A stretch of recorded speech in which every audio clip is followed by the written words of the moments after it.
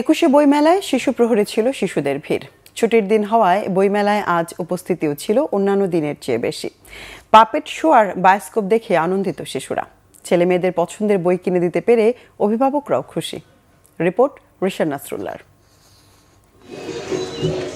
ছুটির দিনে বইমেলায় পরিবারের শিশু সদস্যদের নিয়ে এসেছেন বাবা মা।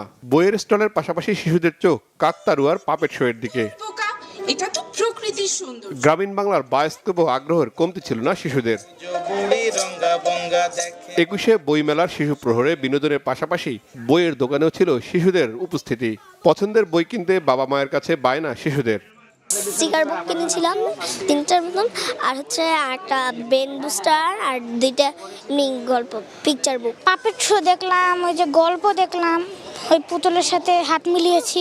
একটা পাজল বুক কিনেছিলাম। মেলা অনেক ভালো লাগছে। সেখানে আমি মোহাম্মদ জাফর ইকবালের একটি টুনটুনি ও ছুটাছুট বই কিনেছি। ভূতের গল্প অথবা ইংলিশের গল্পের বই কিনতে চাই। বইমেলার নানান আয়োজন শিশুদের মানসিক বিকাশে সহায়ক বলে মনে করছেন অভিভাবকরা। ওরা প্রতি বছর অপেক্ষা করে কখন বইমেলায় আসবে, ওদের একটা আগ্রহ থাকে, ওরা টাকাও জমায়। বাচ্চারা এখানে এসে অনেক কিছু দেখে এবং তাদের অনুভূতি প্রকাশ পায়। যত বায়নাই থাকুক, কিন্তু বই কিনতে যে বায়নাটা, সেটা আসলে ভালোই লাগে, সেটাতে আসলে প্রাউড ফিল করি। এবছর একুশে বইমেলা চলবে 15 মার্চ পর্যন্ত।